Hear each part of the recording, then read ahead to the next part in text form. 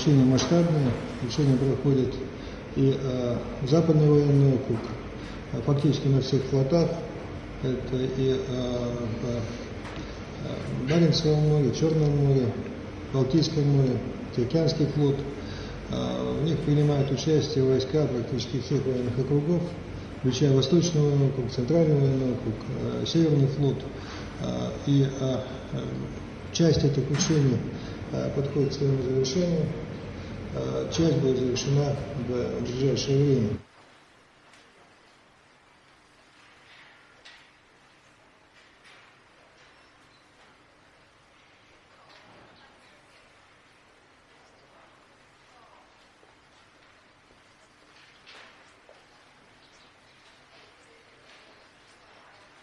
Language from the US and the UK has really escalated in terms of the Russian threat in recent days. Why do you believe a Russian invasion is so imminent? Well, we are fully aware that there could be a Russian invasion almost immediately. That is why British citizens do need to leave Ukraine. But we are also pursuing a path of diplomacy and de-escalation. That is why the Prime Minister and I are travelling around Europe this week. That is why we are working to persuade the Russians to remove their troops from the border, because a war would be disastrous.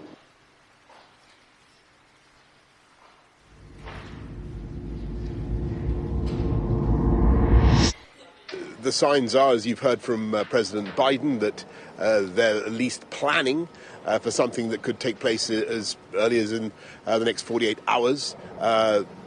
That is extremely concerning, where what we need to do is make sure that President Putin understands the economic consequences, the political consequences of doing this. And I think what needs to happen is that the world needs to learn the lesson of 2014. If you remember, Russia took eastern Ukraine, they took Crimea, but we didn't really do enough to divest, to move away from dependence on Russian hydrocarbons. And what I think all European countries need to do now is, get Nord Stream out of the bloodstream, yank out that hypodermic drip feed of Russian hydrocarbons that is keeping so many European economies going. We need to find alternative sources of energy, and we need to get ready to impose some very, very severe economic consequences on Russia. Великий народе великої країни. Звертаюсь до вас в цей важливий, напружений момент. Перед нашою державою постали серйозні зовнішні та внутрішні виклики, які вимагають від мене і кожного з нас відповідальності, впевненості та конкретних дій. Нас лякають великою війною і вкотре призначають дату воєнного вторгнення. Це вже не перший раз. З нами системно ведуть війну на всіх фронтах. На військовому збільшують контингент навколо наших кордонів. На дипломатичному намагаються позбавити нас права самостійно визначати зовнішньополітичний курс. На енергетичному обмежують постачання газу, електроенергії та вугілля. На інформаційному фронті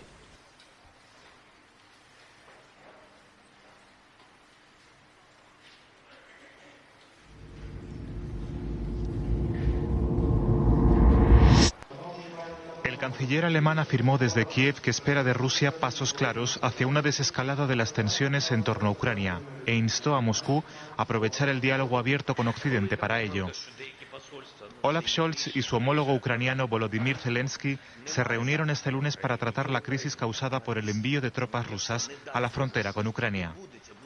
En cuanto a las aspiraciones de Ucrania de integrarse en la OTAN, Scholz indicó que ahora lo que importa es promover una desescalada.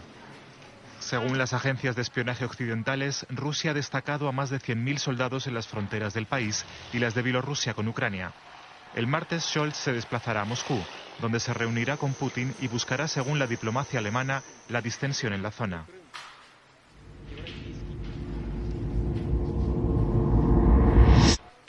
Вы понимаете или нет, что если Украина будет в НАТО и военным путем будет возвращать себе Крым, европейские страны автоматически будут втянуты в военный конфликт с Россией.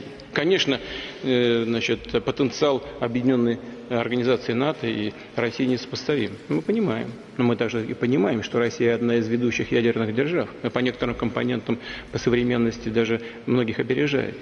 Победителей не будет. И вы окажетесь втянутыми в этот конфликт помимо своей воли. Вы даже не успеете глазом моргнуть, когда будете исполнять пункт 5 Римского договора. Господин президент, конечно, не хочет этого развития. И я не хочу. И я не хочу. Поэтому он здесь и находится, и мучает меня уже 6 часов подряд. Thank you, Agnes, and thank you for the critically important efforts of Amnesty International around the world. I'd also like to recognize your courageous and rigorous work during your tenure as the United Nations Special Rapporteur on extrajudicial executions, particularly on the murder of journalist Jamal Khashoggi. I'm grateful to the Netherlands and Foreign Minister Nappen for hosting this event with us and for stepping up to co-chair the Media Freedom Coalition this coming year. A special thank you as well to our current co-chair, Canada, for its leadership, and to Minister Joly for joining today. Most important, I'd like to recognize the extraordinary work of journalists and media workers around the world.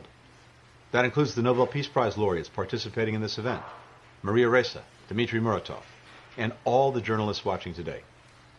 Your reporting plays an indispensable role in informing the public, holding governments accountable, and telling stories that otherwise would not be told, all of which is critical to the health of democracies like ours. То, что ситуация сейчас развивается где-то даже комично с их прогнозами. Bloomberg сколько раз уже, остальные издания. Здесь этих дат крайне много. Особенно здесь ситуация отчасти просто смешная, когда США делают одни заявления, Украина делает кардинально противоположные. Потому что понимают ситуацию, как это влияет на экономику, и реально не обладает этой информацией, адекватно, если посмотреть на ситуацию, какая Россия, куда готовится. Это же где-то нелепо даже звучит, даже уже для украинского руководства. Но тем не менее западные страны продолжают эту истерию. Именно истерией нужно называть данные прогнозы. Нечего добавить.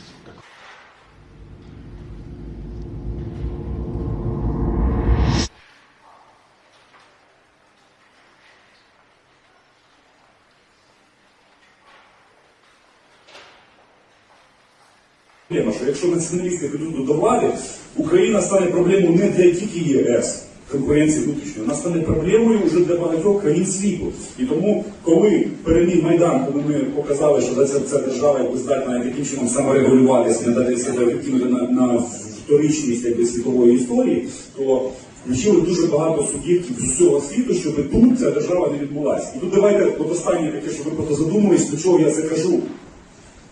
Нам зараз надавали стільки зброї, не тому, що ми хороші, як кажуть, нам допомагає Захід, бо вони хочуть нам блага, тому що ми виконуємо задачі Заходу.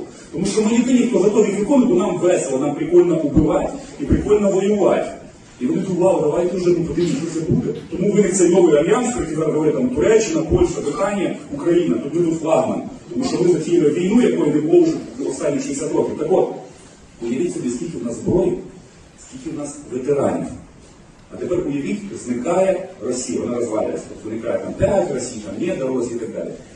Ви розумієте, які будуть очі, наприклад, в Будапешті?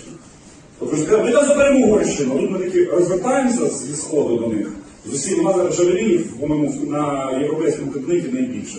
Тільки в Британії там здається більше. Ви розумієте, цей потенціал цих збройних сил, це стане проблемою зразу для всіх, хто зараз нам десь там намагається робити хенькі уколи.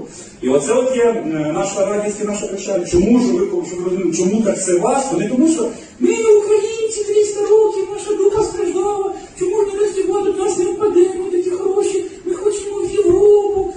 Ні, це величезна, потужна держава, і якщо ми прийдемо до влади, це буде і радість, і проблеми для всього світу. Тому це величезна амбітна задача. Ми живемо дуже в класний час, і тому перед нами стоїть надзвичайно амбітна, класна ціль. Не просто стати там частинкою європейської сім'ї, яка вже там розвалилася. А це є вже йдеться про те, що нові політичні альянси вже глобального рівня, нові політичні виклики, економічні для всього світу, якщо в цій державі буде порядок. Тому це дуже весело.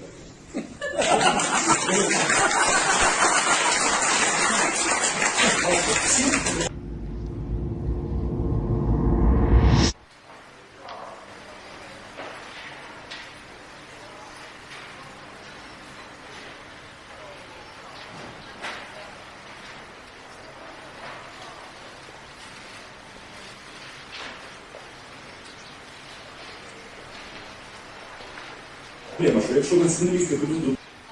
Хто готовий чинити опір? Чудово, друзі! Слава Україні!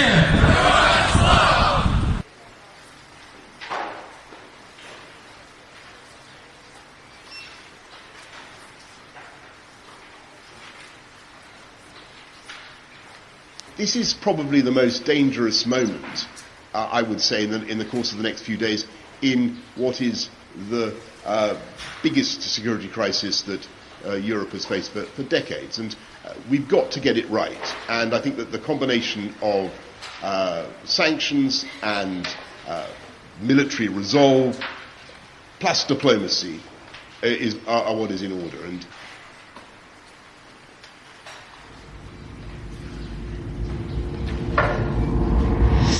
Minister asked me, what do you think what Russia really wants? And I had it just on the other side of the street. Is Russia really interested in having a small, tiny strip of Ukraine soil? Integrated in their country? No, this is nonsense. I think Putin is probably putting pressure on it because he can do it. And he knows that if he splits the European Union. But what he really wants is respect. He wants, on eye level, he wants respect. And my God, giving someone respect is low cost, even no cost. So if I was asked, I'm asked, but I was asked, it is easy to even give him the respect he really demands and probably also deserves. Russia is an old country. Russia is an important, even we, India, Germany, we need Russia. The Crimea Peninsula is gone. It'll never come back. This is it. This is a fact. And we have to learn that political issues are factual questions and not emotions. So you said actions such as these suggest otherwise, meaning they suggest they're not interested in talks and they're going to go ahead. What actions are you talking about? One, the actions I've just pointed to. The fact that Russia continues to engage in disinformation campaigns. You made an allegation that they might do that. Have they actually done it? What we know, Matt, is what I have just said, that they have engaged in this activity, in this planning activity. But let me because obviously this is not the first time we've made these reports public. You'll remember that just a few weeks ago. I'm sorry, made what report public? If you'll let me finish, I will tell you what report we made public. We told you a few weeks ago that we have information indicating Russia also has already prepositioned a group of operatives to conduct a false flag operation in eastern Ukraine. So that, Matt, to your question, is an action that Russia has already taken. It's an action that you say that they have taken, but you have shown no evidence to confirm that. And I'm going to get to the next question here, which is, what is the evidence that they... I mean, this is like crisis actors, really? This is like Alex Jones territory you're getting into. What evidence do you have to support the idea that there is some propaganda film in the making? Matt, this is derived from information known to the U.S. government, intelligence information that we have declassified. I think you know... Okay, well, where is it? Where is this information? It is intelligence information that we have declassified. Well, where is it? Where is the declassified information? I just delivered it. No, you made a series of allegations and statements. Would you like us to print out the topper? Because you will see a transcript of this briefing that you can print out for yourself. That's not evidence, Ned. That's you saying it. That's not evidence. I'm sorry. What would